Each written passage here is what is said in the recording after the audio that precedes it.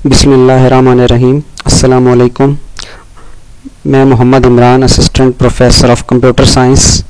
बेटा, आज हम एक बहुत ही इम्पोर्टेंट टॉपिक डिस्कस करने वाले हैं और वो हमारे पास है कि how to attempt paper to get high marks in board exam. क्या आपने बोर्ड एग्ज़ाम या किसी भी एग्ज़ाम में पेपर को अटेम्प्ट किस तरह करना है।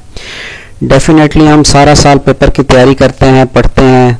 लेट्स से दो स्टूडेंट्स हैं, दोनों की प्रिपरेशन एक जैसी है, तो एक के मार्क्स ज़्यादा हैं, दूसरे के कम है, तो रीज़न क्या है? डेफिनेटली वहाँ पे पेपर अटेम्प्टेशन मैटर करती है। तो इसी चीज़ को आज हम डिस्कस करने वाले हैं। जैसे कि आपके एग्ज़ाम करीब हैं, तो डेफिनेटली ये वीडियो आपके लिए बहुत हेल्पफुल है। तो पहले आपके पास बोर्ड एग्ज़ाम्स की बात करें तो ऑब्जेक्टिव पार्ट होता है, जिसमें आपको एक OMR शीट दी जाती है, ऑप्टिकल मार्क रिकॉग्निशन शीट। तो इस शीट में आपने क्या करना है, यहाँ पे देख रहे हैं ये आपके पास क्वेश्चन नंबर्स हैं और ये आपके पास आंसर्स हैं। तो इसमें बहुत ही सिंपल होता है कि अगर आपने लेट से कि आप समझते हैं कि क्वेश्चन नंबर 1 का जो आंसर है वो A है, तो आप A को क्या कर देते हैं, सर्कल कर देते हैं, इन सर्कल यानी कि फिल कर देते हैं। दूसरे का आंसर आप C समझते हैं, तो C वाला जो बबल है उसको आप फिल कर देते हैं। तो इसमें कोई रॉकेट साइंस नहीं है, आप आसानी के साथ इन बबल्स को फिल कर सकते हैं। तो यहाँ पे आपका रोल नंबर दिया होता है। लेट से कि अगर आपका रोल नंबर 1 2 0 एंड 3 है, तो उसको आपने क्या करना है, यहाँ से आप 1 को फिल कर देंगे, दूसरे कॉलम में आप 2 को फिल कर देंगे,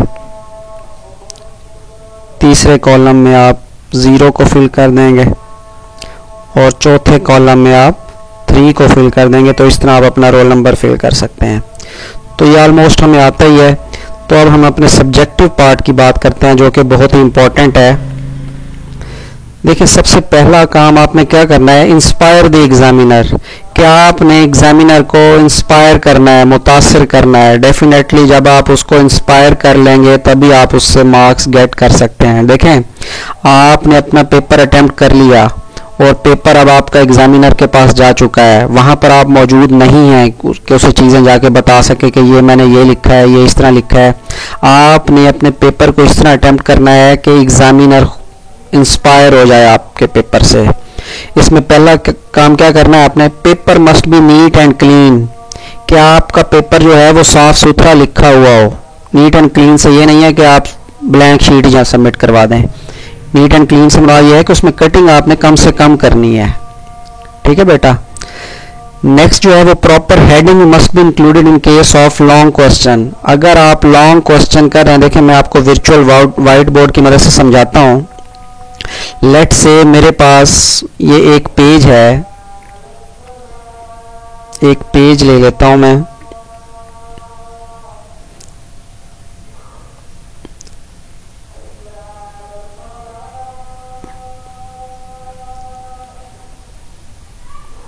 जी, तो एक पेज है आपके पास। अब आपने क्या किया, आपने किया यहां पे आपने एक हेडिंग लिखी। उस हेडिंग के बाद आपने इसकी 2 लाइनें लिखी, एक फिर हेडिंग लिख दी, फिर एक लाइन लिखी और उसके बाद हेडिंग लिख ली। तो ये एक अच्छी अप्रोच नहीं है। आप अगर एक हेडिंग लिख रहे हैं तो उस हेडिंग के नीचे जो टेक्स्ट लिखना है उसमें कम से कम 3-4 लाइनें लिखें। इसलिए मैंने यूज़ किया प्रॉपर हेडिंग। ये नहीं है कि बहुत ज़्यादा हेडिंग्स देते जाएं, उसकी डिटेल लिखें ही ना।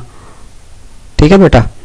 तो नेक्स्ट देखें, नेक्स्ट आपने क्या करना है, use blue marker to draw a line, black marker is not allowed. जैसे कि आप जानते हैं कि अगर बोर्ड एग्जाम्स की बात करें तो आपको ब्लू मार्कर अलाउ होता है, ब्लैक मार्कर अलाउ नहीं होता। अगर आपके पास लेट से मैं इससे अरेज करता हूँ और यहीं पे आपको समझाता हूँ कि आपने क्या करना है, अपने पेज के ऊपर एक साइड पे लाइन को ड्रा कर लेना है।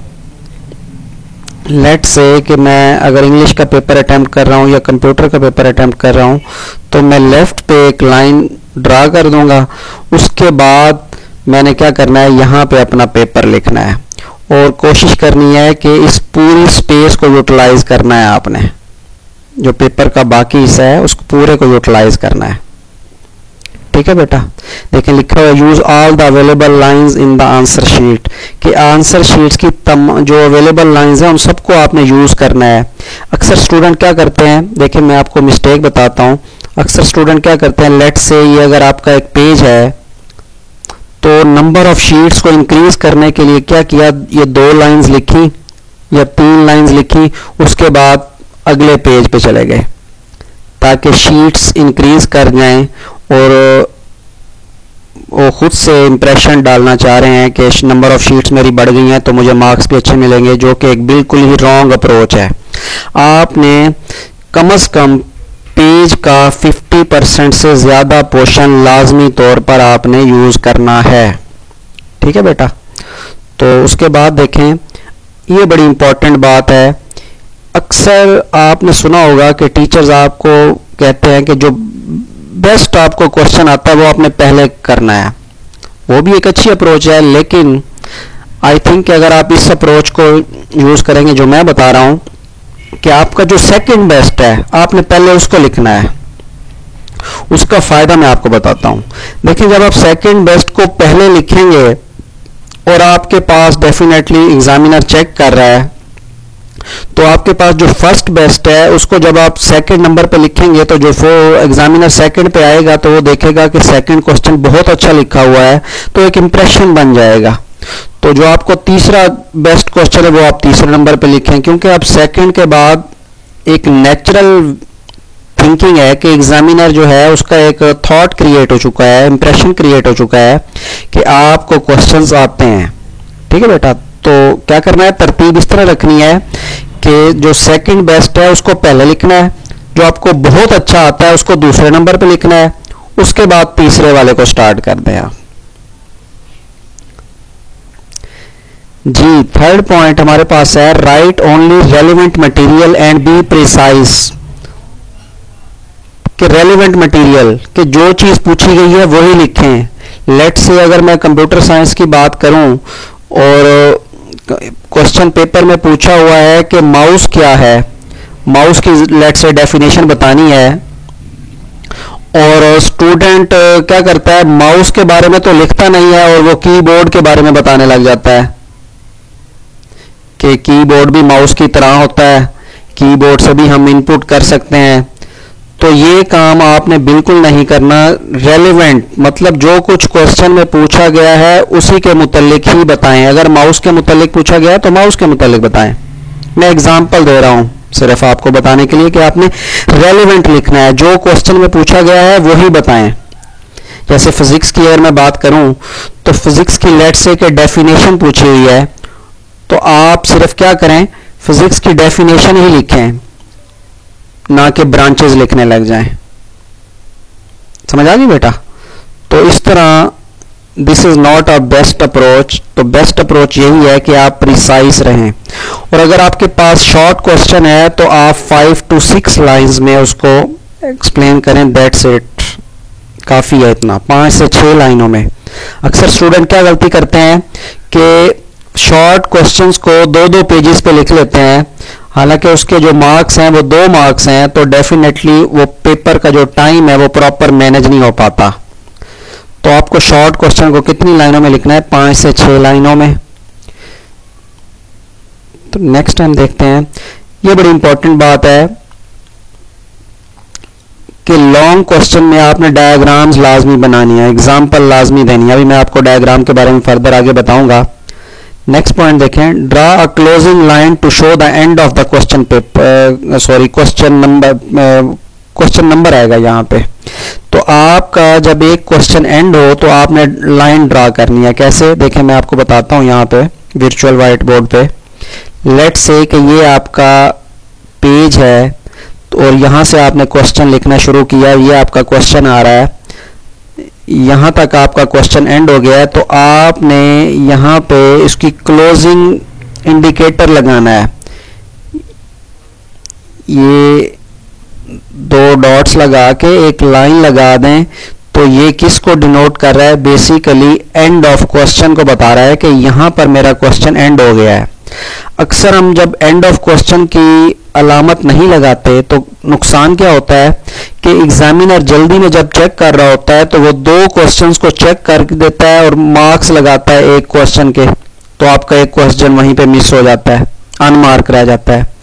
तो आपने सेपरेशन के लिए, क्वेश्चन को सेपरेट करने के लिए हर क्वेश्चन के एंड पे एक लाइन लगानी है और यहाँ पे डॉट्स लगाने हैं, जो कि शो करता है कि ये आपका जो क्वेश्चन नंबर है, एक क्वेश्चन का जो आंसर है वो यहाँ पे खत्म हो चुका है। ठीक है बेटा। नेक्स्ट पॉइंट है to create ease for examiner, कि आपने एग्जामिनर के लिए आसानी पैदा करनी है। आप देखें, आसानी पैदा करने से क्या मुराद है, मैं आपको ये भी बताता हूँ। वर्चुअल वाइट बोर्ड पे आप लेट से कि ये आपके आंसर शीट के मैंने यहाँ पे 3 पेजेस बना दिए हैं। एक स्टूडेंट ने क्या किया कि लेट से कि क्वेश्चन नंबर 2 का पार्ट नंबर 1 यहां पे कर दिया, फिर क्वेश्चन नंबर 3 का पार्ट नंबर 1 यहां पे कर दिया, और क्वेश्चन नंबर 2 के जो रिमेनिंग पार्ट थे उनको भी ऐसे स्कैटर्ड करके लिख दिया, बिखेर के लिख दिया। पता नहीं चल रहा कि कहां पे क्वेश्चन नंबर 2 का पार्ट आ रहा है, कहां पे क्वेश्चन नंबर 3 का पार्ट आ रहा है। तो ये डेफिनेटली एग्जामिनर के लिए ये बहुत ही मुश्किल हो जाता है देखना कि कहां पे क्वेश्चन नंबर 2 के पार्ट लिखे हुए हैं और कहां पे क्वेश्चन नंबर 3 के पार्ट लिखे हुए हैं। बेटर अप्रोच क्या है? बेटर अप्रोच ये है कि आप अगर क्वेश्चन नंबर 2 के शॉर्ट क्वेश्चंस कर रहे हैं तो आप क्वेश्चन नंबर 2 के सारे पार्ट्स लिख लें और फिर आप क्वेश्चन नंबर 3 स्टार्ट करें और क्वेश्चन नंबर 3 के फिर बाकी पार्ट्स लिखें। तो ये है एग्जामिनर्स के लिए ईज क्रिएट करना। तो डेफिनेटली जब एग्जामिनर के लिए आप ईज क्रिएट करेंगे तो डेफिनेटली उसको पेपर अटेम्प्ट करने में ज़्यादा मुश्किल नहीं होगी और वो मार्क्स आपको अच्छे देगा। देखिए, if cutting of any wrong answer is required then do it properly, कि आपने किस तरह कटिंग करनी है। डेफिनेटली मिस्टेक्स हो जाती हैं पेपर्स में, तो इसको भी वर्चुअल वाइट बोर्ड पे समझते हैं। लेट्स से कि ये आपका एक पेज है, आपकी ये लाइन जो है ये आपकी लाइन है, आपने इसको काटना है। जो बैड अप्रोच है वो क्या है कि आप इस लाइन के ऊपर ऐसे ऐसे ऐसे कटिंग कर देते हैं, इस तरह मार्कर फेर देते हैं। तो बिल्कुल ये एक रॉन्ग अप्रोच है। तो राइट अप्रोच क्या है कटिंग के लिए? आपने क्या करना है, आपने करना ये है कि जो लाइन आपकी रॉन्ग है उसके ऊपर आपने जस्ट 2 क्रॉस लगाने हैं, या तो आप स्मॉल ब्रैकेट भी लगा सकते हैं, या आप ये कर सकते हैं कि इसके ऊपर एक बारीक सी लाइन लगा दें इन क्रॉस। ये तरीका है प्रॉपर अगर आपने कोई चीज़ कटिंग करनी है। कोई आपने जो आंसर लिखा है वो समझते हैं कि आपने ठीक नहीं लिखा, तो इस तरह आपने कटिंग नहीं करनी। ये है प्रॉपर वे कि आप उस लाइन के ऊपर 2 क्रॉस लगाएं और एक बारीक लाइन लगा दें, या फिर उसको पैरेंथेसिस में लिख दें, स्मॉल ब्रैकेट लगा दें। ठीक है बेटा। Read the paper after completion, कि अक्सर स्टूडेंट क्या करते हैं, वो अपना पेपर जब कर लेते हैं तो इतना बैड तरीके से वो पेपर अटेम्प्ट करते हैं कि खुद भी उनसे नहीं पढ़ा जाता। तो बताएं एग्जामिनर क्या पढ़ेगा और क्या उसके मार्क्स देगा? आपने पेपर को रीड करना है, मतलब उसको एक दफ़ा करके उसको दोबारा पढ़ना है कि क्या जो कुछ पूछा गया है वो मैंने वैसे ही लिखा है या नहीं लिखा। अगर उसमें कोई चीज़ मिसिंग होगी तो वो हम ऐड कर लेंगे। तो रीड बहुत इंपॉर्टेंट चीज़ है कि आप जितने भी उसने एरर किए हैं आप अपने एंड पे देख रहे होते हैं कि डेफिनेटली जब आप रीड कर रहे हैं तो मैक्सिमम जो मिस्टेक्स हैं वो आपके एंड पे फाइंड हो जाएंगी ना। तो जो जब एग्जामिनर के पास जाएगा तो उसमें गलतियां कम से कम होंगी। तो रीड एक बहुत ही इंपॉर्टेंट फेज है पेपर अटेम्प्टेशन में। देखिए, ये डायग्राम का मैं आपको बता रहा था कि डायग्राम जब आपने बनानी है, ये बायोलॉजी की एक डायग्राम ली गई है, तो इसमें देखें हर पार्ट को आपने प्रॉपर लाइन लगा के उसके पार्ट का नाम लिखना है, जिस तरह इस डायग्राम में आप देख रहे हैं। देखें लिखा हुआ है, स्टिग्मा लिखा हुआ है, स्टेम लिखा हुआ है। तो आपने हर पार्ट को सेपरेटली नाम से डिनोट करना है। फिर हमारे पास है check all the accessories before go to examination hall. अक्सर हम जा रहे होते हैं जल्दी में, हमारे पास पेन नहीं होता, हमारे पास मार्कर नहीं होता, फिर हम देख रहे होते हैं कि ये चीज़ मिस हो गई है। तो आपने ये देख लेना है कि तमाम मेरे पास जो एसेसरीज हैं, चाहे अगर मेरे पास ज्योमेट्री बॉक्स है या कोई एक्स्ट्रा पेन मैंने लेना है, मार्कर लेना है, स्केल लेना है, तो क्या वो सारी चीज़ें मेरे पास हैं या नहीं हैं। और ये आखिरी पॉइंट बहुत इम्पॉर्टेंट कि जब आप एग्जामिनेशन डेफिनेटली अभी अगर 1 माह पड़ा है तो उसकी रिहर्सल करनी है, खुद से उसका टेस्ट देना है, मेंटली तौर पे ये सोचना है कि मैं एग्जामिनेशन में जब जाऊंगा या जाऊंगी तो उसको मैंने किस तरह अटेम्प्ट करना है, एग्जामिनेशन में बैठ के मैं क्वेश्चंस को कैसे अटेम्प्ट करना है मैंने। तो ये रिहर्सल है वो बहुत ही इंपॉर्टेंट है। और लास्ट में मैं आपको शॉर्ट क्वेश्चन में एक डिफरेंस वाला सवाल आता है, वो आपने कैसे करना है वो बताने के बाद इस वीडियो को एंड करते हैं।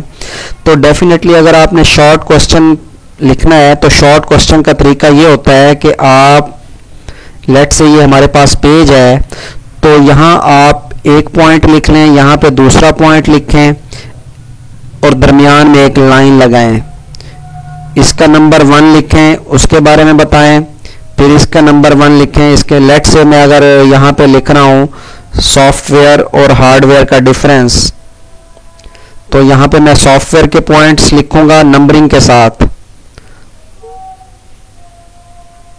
और यहाँ पे मैं हार्डवेयर के पॉइंट्स लिखूंगा नंबरिंग के साथ। तो शॉर्ट क्वेश्चन में डिफरेंस वाले क्वेश्चन को आपने इस तरह लिखना है। ठीक है बेटा, आई होप कि आपने इस चीज़ों को अंडरस्टैंड किया होगा और ये आपके लिए बहुत ज़्यादा हेल्पफुल है। इस से आपको पता चलता है कि आपने पेपर किस तरह अटेम्प्ट करना है। थैंक यू, अल्लाह हाफिज़।